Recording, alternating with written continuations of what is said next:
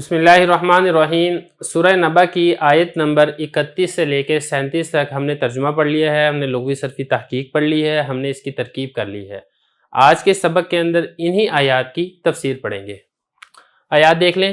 ان للمتقین مفازا، متقی لوگوں کے لیے کامیابی ہے۔ حدائق، باغات ہیں۔ آنابا، انگور ہیں۔ کواعبا، نوجوان لڑکیاں ہیں۔ اترابا، ہم عمر ہوں گی۔ کأسن دہاقا، چھلکتے جام ہوں گے۔ لا یسمعون فیہا لغوا ولا کذابا، کوئی بیہودہ بات نہیں سنیں گے جنت میں، جھوٹی بات نہیں سنیں گے۔ یہ بدلہ ہوگا رب کی جانب سے، بے حساب بدلہ ہے، جو آسمان اور زمین کو پالنے والا ہے۔ رحمان وہ ذات ہے، لوگ اس سے بات کرنے کا اختیار نہیں رکھتے ہوں گے۔ دیکھیں، پہلے کفار و فجار کی سزا کا بیان تھا، اب اسی کے بالمقابل مومنین متقین کے ثواب اور انعام جنت کا تذکرہ ہے، تو اس اعتبار سے ان آیات کا ما قبل کی آیات کے ساتھ ربط ہوگا۔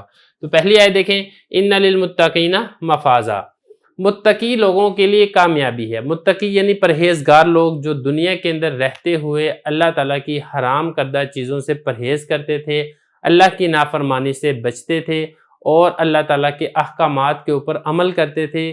ان لوگوں کو کل قیامت کے دن ہر طرح کی کامیابی حاصل ہوگی۔ وہ کامیابی کیا ہوگی؟ وہ جنت حاصل ہوگی۔ اسی جنت کا آگے تذکرہ ہے جو کہ اس کے بعد والی آیات آ رہی ہیں۔ اب یہ جو جنت حاصل ہوگی، اس میں جو پہلی صفت بیان کی ہے، وہ پہلی صفت یہ بیان کی ہے حدائق، ان کو باغات ملیں گے۔ حدائق جیسا کہ میں نے آپ کو پہلے بتایا تھا، حدیقہ کی جمع ہے ایسے باغات جن کے گرد چار دیواری کی گئی ہو۔ ایسے باغات جنتیوں کو ملیں گے جن میں ان کو دنیا جہان کے پھل حاصل ہوں گے، اور یہ جو پھل ملیں گے جنتیوں کو جنت کے اندر، دنیا کے پھلوں سے صرف نام کے اعتبار سے ملتے ہوئے ہوں گے، لیکن ذائقے کے اعتبار سے، لذت کے اعتبار سے، فرحت کے اعتبار سے، رنگ کے اعتبار سے دنیا کے پھلوں سے کروڑ اربہ درجے بہتر ہوں گے۔ اور اس کے بعد اگلی جو خاص نعمت کا ذکر کی ہے، وہ ذکر کیا ہے انگور کی نعمت کا ذکر کیا ہے، کیونکہ انگور کا یہاں پہ سوال ہی پیدا ہوتا ہے کہ انگور کو بطور خاص کیوں ذکر کیا ہے، حالانکہ جنتیوں کو تو جنت میں ہر قسم کے پھل ملیں گے۔ تو اس کا جواب یہ ہے کہ دیکھیں، انگور کا ایک بطور خاص فائدہ زیادہ ہوتا ہے، یہ غذا کے بھی کام دیتا ہے، پھر اس کا جو سایہ ہوتا ہے وہ سایہ بڑا پر لطف ہوتا ہے، اس کے سائے کے اندر بیٹھ کر بڑی فرحت اور بڑی سکون حاصل ہوتی ہے۔ تو اس لیے یہاں پر یہ ذکر کیا کہ ان کو جنت کے اندر انگور بطور خاص دیے جائیں گے۔ اور اس کے بعد آگے یہ ہے کہ جنت ہو، باغات ہوں، انگور ہوں، لیکن ہم نشین نہ ہو تو اس کا بھی لطف نہیں آتا۔ تو فرمایا کہ جنتی لوگوں کو جنت کے اندر ایسی حوریں نوخیز دوشیزائیں دی جائیں گی جو آپس میں ہم عمر ہوں گی۔ اچھا، یہاں پر یہ بتایا ہے کواعب اترابا، وہ ہم عمر ہوں گی۔ اب ہم عمر ہونے کا کیا مطلب ہے؟ دیکھیں، اس کا دو مطلب ہے۔ ایک اس کا مطلب یہ ہے کہ وہ جو حوریں ملیں گی، ان حوروں کی عمریں آپس کے اندر برابر ہوں گی۔ ایسا نہیں ہے کہ ایک حور تو 70 سال کی ہو، دوسری حور 18 سال کی ہو، ایسا نہیں ہے، بلکہ ساری حوروں کی عمریں آپس میں ملتی جلتی ہوں گی، اور ساری کی ساری حوریں اس عمر میں ہوں گی جس عمر میں انسان نوجوانی سے جوانی کی طرف جاتا ہے۔ جیسا کہ میں نے آپ کو اس میں پہلے بتایا بھی ہے کہ کواعب کائب کی جمع ہے، اور اس کو کہا جاتا ہے کہ جو ابھی تازہ تازہ جوان ہو رہی ہو۔ اس کے بعد یہ دوسری اس کا معنی یہ بھی بیان کیا گیا ہے کہ یہ حوریں اور ان کے شوہر آپس میں جوان ہوں گے، تو جو مطابقت ہے وہ جوانی کے اندر ہے، سالوں کے اندر مطابقت نہیں ہے۔ جیسا کہ روایت کے اندر آتا ہے کہ جنتی لوگ جب جنت کے اندر ہوں گے تو جنتی مرد کی عمر 33 سال ہوگی، اور یہ جو لڑکیاں اور بچیاں ان کو دی جائیں گی، ان کی عمر 16 سال ہوگی۔ تو یہ ہے کہ ان کو یہ والی لذت اور فرحت بھی جنت کے اندر حاصل ہوگی۔ پھر اس کے بعد آگے یہ ہے کہ سب کچھ ہو، باغات بھی ہوں، اور اس میں اچھل کود نہ ہو تو لطف نہیں آتا، تو اس کا بھی مکمل سامان جنتیوں کو فراہم کیا جائے گا۔ جامع شراب چلے گا، اور جنتیوں کو جنت میں کے اندر شراب دی جائے گی۔ اس کے علاوہ اور بے شمار مشروبات لذت کے طور پر دیے جائیں گے۔ یہ فرمایا کہ ایسے جام ہوں گے کہ جو چھلکتے ہوں گے، اس میں ابل کر پانی یا شراب یا اور کوئی بھی مشروب ہے وہ باہر گر رہا ہوگا، لیکن یہ جو جنت کی شراب ہے، یہ دنیا کی شراب جیسی نہیں ہوگی۔ اس شراب کے پینے کی وجہ سے سر میں درد نہیں ہوگا، طبیعت بھاری نہیں ہوگی، اور انسان کی عقل مغلوب بھی نہیں ہوگی۔ اس کے بعد آگے فرمایا لا یسمعون فیہا لغوا ولا کذابا۔ عام طور پہ ہوتا یہی ہے کہ جب انسان شراب پی کر بدمست ہو جاتا ہے تو بیہودہ باتیں کرتا ہے، زبان سے فضولیات اور لغویات کہ کلمات نکالتا ہے، نشے سے عقل مغلوب ہو جاتی ہے، لیکن جنت کے اندر ایسا کچھ نہیں ہوگا۔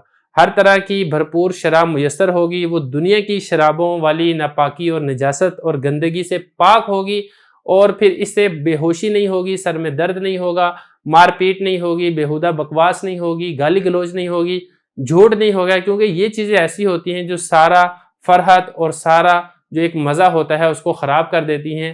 یہ جو جنت کی نعمتیں ہیں وہ ان ساری چیزوں سے پاک ہوں گی۔ تو یہی فرمایا کہ جنتی لوگ جنت میں کسی کی بک بک نہیں سنیں گے، اور جنتی لوگ جنت کے اندر کسی قسم کا جھوٹ اور کسی قسم کی لغو اور بیہودہ باتیں نہیں سنیں گے۔ آگے فرمایا جزاء من ربک عطاء حسابا، یہ جو نعمتیں ابھی ذکر ہوئی ہیں مومنین کو یہ جزا ملے گی ان کے رب کی جانب سے، اور یہ عطا کثیر ہے، بڑی بھرپور عطا ہے، جن کو شمار کرنا چاہے تو شمار بھی نہیں کیا جا سکتا۔ اچھا یہاں پر فرمایا حسابہ، حسابہ کے دو معنی ہو سکتے ہیں۔ ایک تو اس کا معنی ہوگا حساباً کافیاً، ایسے عطایا اور ایسی نعمتیں جنتیوں کو جنت کے اندر ملیں گی جو ان کی ضروریات کے لیے کافی وافی ہوں گی، ان کو مزید کسی نعمت کی تمنا اور لالچ نہیں باقی رہے گی۔ اور دوسرا اس کا معنی جو حساباً کا کیا گیا ہے، وہ حساباً کا معنی کیا گیا ہے موازنہ، مقابلہ، یعنی متقی لوگوں کو جو عطایا اور نعمتیں ملیں گی وہ ان کے اخلاص کے برابر دیے جائیں گے، جتنا زیادہ اخلاص ہوگا اتنی ہی زیادہ نعمتیں دی جائیں گی، جتنا کم اخلاص ہوگا اس اعتبار سے جنت کے اندر نعمتیں بھی کم ملیں گی۔ جیسا کہ حدیث کے اندر آتا ہے کہ میرا صحابی جو ایک مد راہ خدا کے اندر خرچ کرتا ہے اور وہ دوسرا کوئی شخص احد پہاڑ برابر بھی سونا خرچ کر دے تو وہ اس کے برابر نہیں ہو سکتا۔ اچھا یہاں پر ایک اشکال یہ پیدا ہوتا ہے کہ پہلے تو یہ کہا کہ جنتی لوگوں کو جو نعمتیں ملیں گی وہ بدلہ ہوگا ان کے نیک اعمال کا، اور آگے کہا کہ وہ رب کی عطا ہوگی۔ تو سوال یہاں پر یہ ہے کہ آیا جنتی لوگوں کو جو جنت کی نعمتیں ملیں گی ان کے اعمال صالحہ کی وجہ سے ملیں گی، یا رب کی عطا اور رب کی طرف سے بطور انعام کے ملیں گی؟ تو دیکھیں دونوں چیزوں کو جمع کر دیا۔ دونوں چیزوں کو جمع کرنے کا مطلب یہ ہے کہ بظاہر تو جنتیوں کو جو ثواب اور نعمتیں ملیں گی وہ ان کے اعمال کی جزا ہوگی، لیکن حقیقت کے اندر یہ خالص عطا ربانی ہے اور رب کا خاص کرم ہوگا، یہ کسی کے عمل کی وجہ سے ان کو یہ نعمتیں نہیں ملیں گی۔ وہ الگ بات ہے کہ اللہ تعالیٰ کی عطا اور اللہ کا انعام اعمال صالحہ کرنے والوں کو ہی حاصل اور نصیب ہوتا ہے، اس لیے جنتی لوگوں کو یہ حاصل اور نعمتیں نصیب ہوں گی۔ جیسا کہ نبی کریم صلی اللہ علیہ وسلم کا بھی فرمان ہے کہ کوئی شخص بھی اپنے عمل کی وجہ سے جنت میں نہیں جا سکتا جب تک اللہ تعالیٰ کا فضل نہ ہو۔ صحابہ نے پوچھا کہ یا رسول اللہ آپ بھی؟ تو آپ صلی اللہ علیہ وسلم نے ارشاد فرمایا کہ ہاں میں بھی اپنے عمل کی وجہ سے جنت میں نہیں جا سکتا، مگر یہ کہ اللہ تعالیٰ مجھے اپنی رحمت سے ڈھانپ لے گا۔ آگے فرمایا اس رب کی کچھ صفات ذکر کی ہیں کہ وہ رب ایسا ہے جو آسمان اور زمین کو پالنے والا ہے۔ آسمان اور زمین کے درمیان جتنی مخلوقات ہیں ہمیں تو اس کو شمار ہی نہیں کر سکتے، ہمیں معلوم بھی نہیں ہے، سب کی ہر دم ہر وقت پرورش کرنے والا ہے، ہر وقت خیال کرنے والا ہے، ہر وقت توجہ کرنے والا ہے۔ ایسی ذات ہے جس کی طرف سے جنتی لوگوں کو اتنی زیادہ نعمتیں حاصل ہوں گی۔ الرحمن جو بہت رحم کرنے والا نہایت کریم ذات ہے۔ لا یملکون منہ خطابا، اس کا کیا مطلب ہے؟ دیکھیں اس کے دو مطلب بیان کیے گئے ہیں۔ ایک اس کا مطلب یہ ہے کہ اس کا تعلق ہے جزاء من ربک کے ساتھ، کہ اللہ تعالیٰ جنت میں جس کو جو درجہ عطا کریں گے اس میں کسی کو گفتگو کرنے کی مجال نہیں ہوگی، گنجائش نہیں ہوگی۔ کوئی بندہ یہ نہیں کہہ سکے گا کہ فلاں کو اتنا مرتبہ کیوں دیا ہے، مجھے اتنا مرتبہ کم کیوں دیا ہے۔ اللہ تعالیٰ کے سامنے کوئی اس طرح کا اعتراض نہیں کر سکے گا۔